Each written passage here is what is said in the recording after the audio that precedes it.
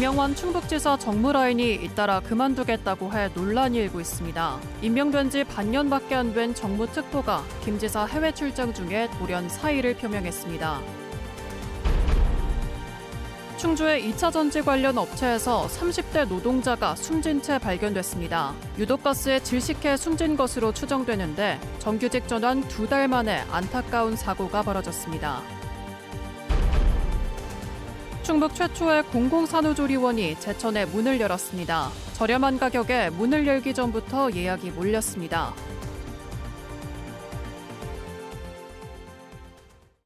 시청자 여러분 안녕하십니까? 계속해서 뉴스데스크 충북 소식입니다.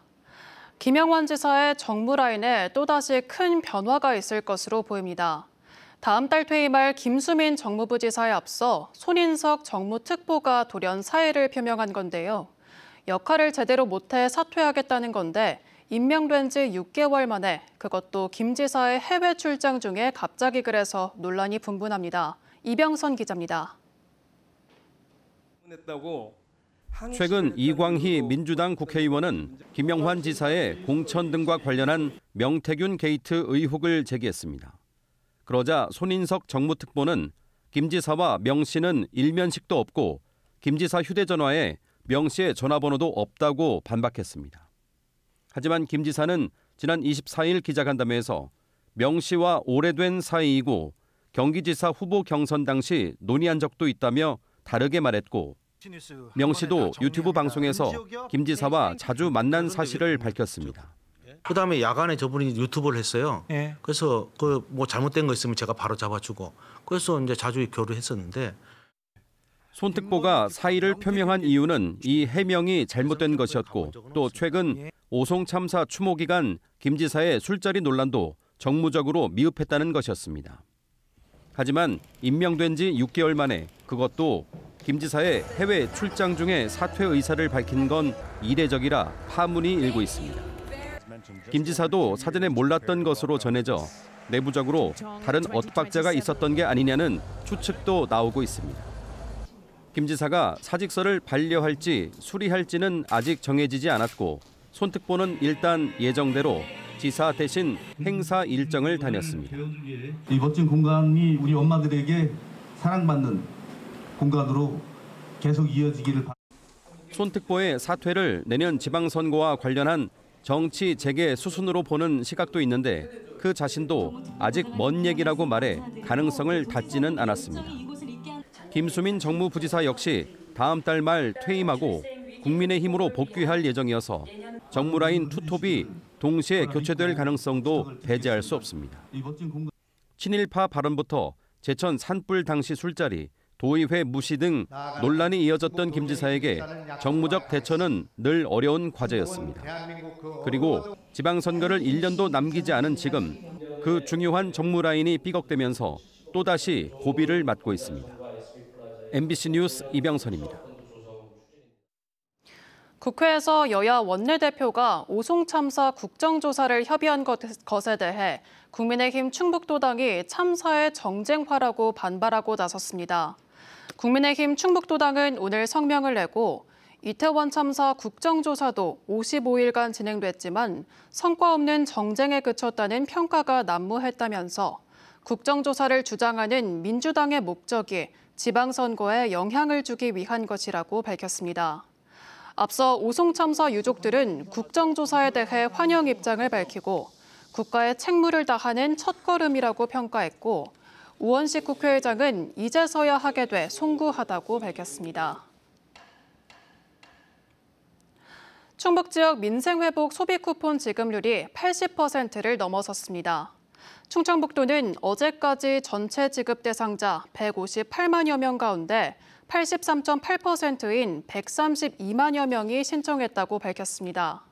시군별로는 청주시와 옥천군의 신청률이 87%로 높았고 제천시와 괴산군은 60%대에 머물렀습니다. 충청북도는 소비 쿠폰을 사칭해 문자나 전화로 개인정보를 요구하는 사례가 잇따르고 있다며 각별한 주의를 당부했습니다. 이재명 대통령이 안전한 일터를 강조하며 산업재해와 전쟁을 선포했는데요. 충주에서 또 노동자가 숨지는 일이 벌어졌습니다. 화학물질이 담긴 탱크 안에서 30살 노동자가 숨진 채 발견됐는데 조사 당국은 유독가스로 인한 질식사로 추정하고 있습니다. 전효정 기자입니다. 충주시 첨단산업단지에 있는 2차 전지 소재 제조업체입니다. 한쪽 벽면에는 유해물질 취급 사업장이라는 문구가 적혀 있습니다. 어젯밤 이곳에서 30살 노동자가 화학물질이 담긴 탱크 안에서 숨진 채 발견됐습니다. 현장 도착한 바 구조 대상자가 관계자에 의해 자체 구조되어 있었고 심정지 상태로 발견되었습니다. 심폐소생술을 진행하며 병원이 송실시하였습니다. 3.5m 깊이 탱크 안에는 배터리의 주성분인 니켈과 코발트, 망간 등을 합성한 액체형 화학물질이 들어있었습니다. 화학설비 조작 업무를 하던 30살 노동자는 탱크 안에 있던 액체를 펌프로 빨아들여 빼내는 작업을 하다 변을 당한 것으로 파악됐습니다. 유독가스로 질식 위험이 있는 밀폐 공간 작업이어서 응급 상황에 즉각 대응할 수 있도록 2인 1조 작업이 원칙인데 사고 당시에는 숨진 노동자 혼자 있었습니다. 일을 시작한 지는 8개월, 그마저 정규직으로 전환된 지는 2개월밖에 안 됐습니다. 동료 직원들은 마스크 등 기초적인 안전장비는 착용했다고 말합니다. 갑자기 들어가서 탱크를 좀 확인하겠다 이렇게 했는데 결론은 그때부터 이제 좀 안 보이는 거죠. 노동자 사망 사고가 잇따르면서 이재명 대통령은 산업재해와의 전쟁을 선포했습니다. 이 대통령이 국무회의에서 산재 사망 사고 근절 대책을 강도 높게 주문했고 김영훈 고용노동부 장관이 직을 걸겠다고 답하기도 했는데 현장에서는 여전히 안전수칙이 제대로 지켜지지 않고 있습니다. 이런 후진적인 산재를 영구적으로 추방해야 합니다. 연간 1000명에 가까운 사람들이 일하다 죽는다고 하는 게 이게 있을 수 없는 일이죠. 고용노동부는 사고가 난 2차 전지업체에 작업 중지 명령을 내린 뒤 경위 파악에 나섰고 중대재해처벌법 적용 여부를 검토 중이라고 밝혔습니다. MBC 뉴스 전유정입니다. 청주랜드 어린이 체험관 홈페이지에서 발생한 개인정보 유출 사고는 부실한 보안 관리 때문에 발생한 것으로 조사됐습니다. 청주시는 해당 홈페이지는 담당 부서가 위탁관리 업체를 통해 운영하던 것으로 보안 점검 대상에서 누락돼 해킹에 취약한 상태였다고 밝혔습니다. 이에 따라 해당 홈페이지를 폐쇄하고 개인정보 유출 피해자들에게 피해 구제 절차를 안내했습니다. 또 예약은 청주시 통합 예약 시스템으로 일원화하고 외부망을 사용하는 다른 홈페이지와 민간 위탁 사이트도 전수 조사하기로 했습니다. 전통 공예촌의 사업 시행자 취소를 두고 공예협회와 청주시가 공방을 벌였습니다. 공예산업진흥협회는 청주시청에서 기자회견을 열고 90%가 넘는 토지를 확보하고 단지 조성공사도 진행 중인데 청주시가 부당하게 사업 시행자 지정을 취소했다며 법적 대응을 예고했습니다. 이에 대해 청주시는 시행사의 재무 상태가 좋지 않은 데다 사업 계획도 불분명해 안정적인 사업 추진이 어렵다고 판단했다며 다음 달까지 공영 개발을 포함해 개발 방식을 결정하겠다고 밝혔습니다. 인구 감소 지역인 농촌 시군에는 산부인과와 산후조리원이 없어 산모들이 다른 지역으로 원정 출산하는 경우가 많았는데요. 충북에서는 제천에 처음으로 공공산후조리원이 문을 열었습니다. 가격이 저렴한 만큼 적자 운영이 불가피한데 매년 운영비를 어떻게 할지가 과제입니다. 허지혜 기자입니다. 제천 하소동에 마련된 지상 2층 건물. 충북의 첫 공공산후조리원이 3년여 준비 끝에 문을 열었습니다. 지역 소멸기금 등을 활용해 제천시가 69억 원을 들여 지상 2층 규모로 13개 모자동실과 신생아실, 마사지, 피부관리 등 각종 프로그램실을 갖췄습니다. 산모와 아기들이 2주 동안 지낼 모자동실은 마음 편하게 지낼 수 있도록 넓고 쾌적하게 설계됐습니다. 이용료는 2주에 190만 원으로 민간에 비해 30% 이상 저렴합니다. 제천 시민의 경우 절반이 할인돼 100만 원이 채 안 되고 충북도민은 15% 할인 혜택이 있습니다. 이 밖에 충청북도가 태아수에 따라 50만 원에서 최대 100만 원까지 산후조리비를 현금으로 지원해주고 있어 실제 낼 돈은 많지 않습니다. 근데 여기는 이제 95만 원에 2주를 이용할 수 있으니까 비용적인 부분은 전혀 되지 않아서. 저렴한 가격에 개소 전부터 인근 지역까지 예약 문의는 쇄도하고 있습니다. 2달 초기 운영 기간에는 8시만 받기로 했는데 2배 이상의 신청자가 몰렸고 제천 시민 1순위로 마감됐습니다. 대기 번호가 한 30명까지 좀 있습니다. 네, 그래서 좀 안타깝죠. 사실 그분들 다 모실 수 있고 저희가 케어하실 수 있으면 좋은데. 하지만 수익성과 적자 운영 문제 우려는 여전합니다. 수익성이 낮아 위탁 기간을 찾는데 상당한 시간이 걸려 개소가 지연되기도 했습니다. 실제로 전국의 지자체형 공공산후조리원이 수억에서 10억 원대 누적 적자를 기록하는 상황입니다. 제천시는 올해는 자체 예산 10억 원을 운영비로 지원하고 내년부터는 1년 운영비 14억 원 중 30-40%가량을 충청북도에 요청할 계획입니다. 국가적으로 쓰고 있는 예산 규모를 감안하면 우리가 1년에 10억 원 정도 산후조리원에 보조를 하는 것은 그건 아주 생산적이고 규모적으로도 크지 않다고 생각을 합니다. 제천 출생아는 지난해 처음으로 1년에 500명 선이 붕괴돼 462명이 출생했습니다. 전국 20개 공공산후조리원은 지역 소멸 기금에서 설치비뿐 아니라 운영비를 받도록 해달라는 건의문을 정부에 제출한 상태입니다. MBC 뉴스 허지입니다. 충청북도가 유전자 세포치료제 경쟁력 강화를 위해 80억 원을 들여 핵심 설비를 구축합니다. 내년 말까지 한국생명공학연구원 오창분원에 바이러스 전달체와 유전자 세포치료제 생산 공정을 갖출 예정입니다. 충청북도는 기반 시설이 없어 민간 기업들이 연구 개발에 어려움을 겪는 상황에 이 사업이 신약 개발에 도움을 줄 것으로 기대하고 있습니다.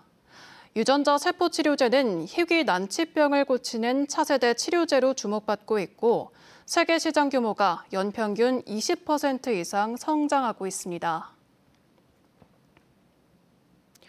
영동군의회가 신장수에서 무주영동간 송전선로 설치에 반대하는 입장문을 냈습니다. 군의회는 지난해 12월 이 사업의 전면 재검토를 촉구하는 결의문을 채택했고 지난 22일에는 국정기획위원회를 방문해 송전선로 건설에 따른 생활권과 환경 파괴 우려를 전달했다고 밝혔습니다. 또 한전 본사를 방문해 철회를 요구하는 등 반대 대책이 주민과 공동 대응을 이어가겠다고 밝혔습니다. 이 송전선로는 전북 장수에서 영동까지 58.5km로 2031년 완공 예정입니다. 충청북도 도로관리사업소는 최근 소속 직원을 사칭한 사기가 빈발하고 있다며 기업체나 관련 기관에 주의를 당부했습니다. 정기 인사이동 시점을 노려 담당자 명함을 도용해 선입금이나 납품 등을 유도하는 것으로 현재까지 수십여 건이 확인됐습니다. 도로관리사업소는 공공기관이나 공무원은 어떠한 경우에도 금전을 요구하지 않으며 유사한 전화나 문자를 받으면 반드시 신원을 확인하고 해당 기관에 문의할 것을 당부했습니다. 제천에서 이어지는 2건의 국제 스포츠 대회로 50억 원 이상 지역 내 소비 효과가 기대됩니다. 제천시는 지난달 열린 2025 기계체조 아시아 선수권 대회를 통해 23개국 600여 명의 선수단이 평균 8일을 제천에 체류하며 20억 원 이상을 직접 소비한 것으로 추산했습니다. 또 지난 19일 개막해 오는 30일까지 이어지는 2025 아시아 롤러스케이팅 선수권 대회에서도 20개국에서 출전한 1,500여 명이 30억 원 정도를 직접 소비할 것으로 내다봤습니다. 2025 제천 엑스포 관람객은 주요 관광지를 무료로 입장할 수 있게 됩니다.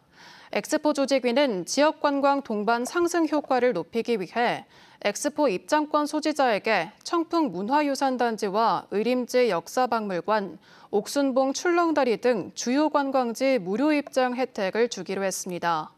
또 청풍호반 케이블카와 청풍 리조트, 제천 한방치유센터 등에서는 할인 혜택이 주어집니다. 청주시가 미원면 옥화자연 휴양림 인근에 옥화치유회 숲을 만들어 오늘 준공식을 가졌습니다. 53억 원을 투입해 50헥타르 공간에 토목과 조경 공사를 거쳐 숲길과 명상 공간, 숲 체험장 등을 조성했고 산림치유센터도 만들었습니다.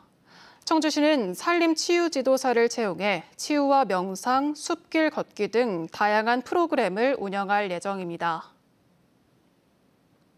뉴스 마칩니다. 시청해주신 여러분 고맙습니다.